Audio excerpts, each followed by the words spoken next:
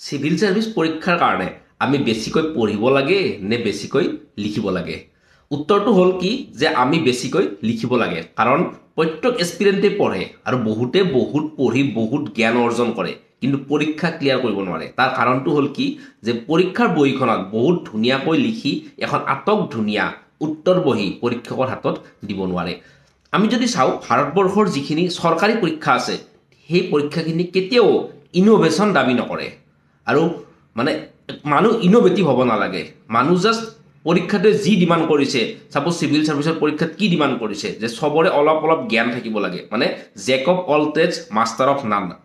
সেইটো ডিমাণ্ড কৰে গতিকে সেই হিচাপে আমি নিজকে প্ৰস্তুত কৰিব লাগে বেংকৰ কাৰণে কি লাগে স্পীড লাগে ৰেলৱেৰ কাৰণে কি লাগে স্পীড লাগে বা পুৰণি নলেজ লাগে জিকে লাগে গতিকে পৰীক্ষাৰ ডিমাণ্ড হিচাপে আমি নিজকে প্ৰস্তুত কৰিব লাগিব আৰু কথাটো হ'ল কি যে সিভিল সাৰ্ভিস পৰীক্ষাত মুখস্থই এটা বহুত ডাঙৰ ভূমিকা গ্ৰহণ কৰে কাৰণ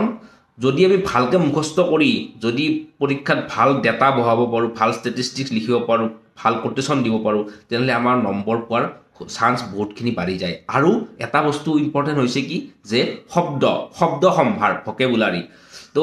যদি আমি ইংৰাজীত উত্তৰ লিখোঁ তেনেহ'লে ইংলিছত আমাৰ ৱৰ্ড ষ্টক কিমান আছে প্ৰপাৰ শব্দ ব্যৱহাৰ কৰিব পাৰিছেনে নাই সেইটোৱে বহুত কথা নিৰ্ভৰ কৰে আৰু সেইকাৰণে কি হয় যে যদি কোনোবাই কয় যে